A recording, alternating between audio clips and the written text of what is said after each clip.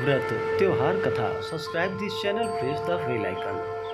जय माता दी। आप सभी का आपके अपने YouTube चैनल पे बहुत बहुत स्वागत है। आइए सुनते हैं आज विजया एकादशी की कथा। विजया एकादशी का व्रत फाल्गुन माह के कृष्ण पक्ष की एकादशी तिथि के दिन विजया एकादशी का व्रत किया जाता है।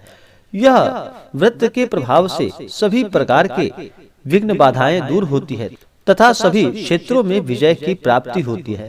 विजया एकादशी के व्रत में भगवान श्री हरि विष्णु माता लक्ष्मी का पूजन किया जाता है। एकादशी का व्रत सभी प्रकार के पापों को नष्ट करने वाला तथा सभी प्रकार के सुख और समृद्धि को प्रदान करने वाला है। जो भी सच्ची श्रद्धा के साथ नियम और निष्ठा के साथ विजया एकादशी का व्रत करते हैं या कथा श्रवण करते हैं, भगवान श्री हरि विष्णु की कृपा से उनके सभी पाप और ताप नष्ट हो जाते हैं तथा सभी प्रकार के सुख और समृद्धि की प्राप्ति होती है। तो आइए सुनते हैं विजया एकादशी की कथा। तो बोलिए प्रेम से भगवान विष्णु की जय, माता लक्ष्मी की जय। बहुत समय पहले की बात है कि धर्मराज युधिष्ठिर ने भगवान श्री कृष्ण से पूछा कि हे जनार्दन, फाल्गुन माह के कृष्ण पक्ष की एकादशी का क्या नाम है तथा इसकी विधि क्या है, आप कृपा करके मुझे बतलाइए। तब भगवान श्री कृष्ण कहने लगे कि हे राजा, फाल्गुन माह के कृष्ण पक्ष की एकादशी का नाम विजया एकादशी है। इसके व्रत के प्रभाव से मनुष्य को विजय की प्राप्ति होती है। यह सब व्रतों से उत्तम व्रत है। इस विजया एकादशी के महात्म्य के श्रवण व पठन से समस्त पाप नष्ट हो जाते हैं। हे राजा, मैं तुम्हें एक कथा सुनाता हूँ। एक समय देवर्षि नारद जी ने जगत पिता ब्रह्मा जी से कहा कि हे प्रभु, आप मुझसे फाल्गुन माह के कृष्ण पक्ष की एकादशी का विधान कहिए। ब्रह्मा जी कहने लगे कि हे नारद, विजया एकादशी का व्रत पुराने तथा नए पापों को नष्ट करने वाला है। इस विजया एकादशी की विधि मैंने आज तक किसी से नहीं बतलाई। यह समस्त मनुष्यों को विजय प्रदान करती है। त्रेता युग में मर्यादा पुरुषोत्तम श्री रामचंद्र जी को जब 14 वर्ष का वनवास हो गया, तब वे श्री लक्ष्मण जी सहित तथा सीता जी के साथ पंचवटी में निवास करने लगे। वहाँ पर दुष्ट रावण ने जब सीता जी का हरण किया, तब इस समाचार से श्री रामचंद्र जी तथा लक्ष्मण जी अत्यंत व्याकुल हुए और सीता जी की खोज में चल पड़े। घूमते घूमते जब वे मरणासन्न जटायु के पास पहुँचे, तो जटायु उन्हें सीता जी का पूरा वृतांत सुनाकर स्वर्गलोक को चले गए। कुछ आगे जाकर उनकी सुग्रीव से मित्रता हुई और बाली का वध किया। हनुमान जी ने लंका में जाकर सीता जी का पता लगाया और उनसे श्री रामचंद्र जी और सुग्रीव की मित्रता का वर्णन किया। वहां से लौटकर हनुमान जी ने भगवान राम के पास आकर सारा वृतांत बतलाया। भगवान श्री राम ने वानर सेना सहित सुग्रीव की और उनकी सेना सहित लंका को प्रस्थान किया।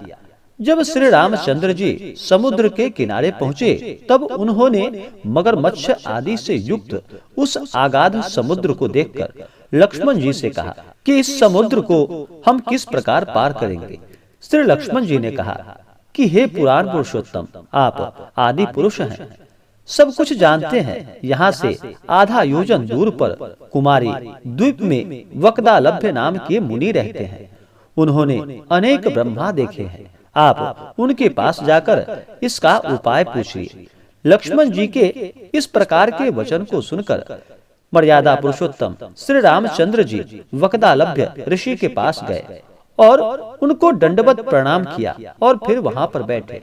मुनि ने भी उनको मनुष्य रूप धारण किए हुए पुराण पुरुषोत्तम समझकर उनसे पूछा कि हे राम, आपका आना कैसे हुआ। श्री राम जी कहने लगे कि हे मुनिवर, मैं अपनी सेना सहित यहाँ पर आया हूँ और राक्षसों को जीतने के लिए लंका जा रहा हूँ। आप कृपा करके समुद्र पार करने का कोई उपाय बतलाइए। मैं इसी कारण आपके पास आया हूँ। हे ऋषिवर, आप मेरी सहायता करें। वक्दालभ्य ऋषि बोले कि हे राम, फाल्गुन माह के कृष्ण पक्ष की एकादशी का उत्तम व्रत करने से निश्चय ही आपकी विजय होगी। साथ ही आप समुद्र भी अवश्य पार कर पाओगे। इस व्रत की विधि यह है कि 10वीं के दिन स्वर्ण, चांदी, तांबा या मिट्टी का एक घड़ा बनवाए। उस घड़े को जल से भरकर तथा पंच पल्लव रखकर वेदिका पर स्थापित करे। उस घड़े के नीचे सतंजा और ऊपर जौ रखे। उस पर श्री नारायण भगवान की स्वर्णमयी प्रतिमा स्थापित करे। एकादशी के दिन स्नान आदि से निवृत्त होकर धूप, दीप, नैवेद्य, नारियल आदि से भगवान की पूजा करे। तत्पश्चात घड़े के सामने बैठकर दिन व्यतीत करे और रात्रि को भी उसी प्रकार रहकर जागरण करे। द्वादशी तिथि के दिन नित्य नियम से निवृत्त होकर के उस घड़े को ब्राह्मण को दे दे।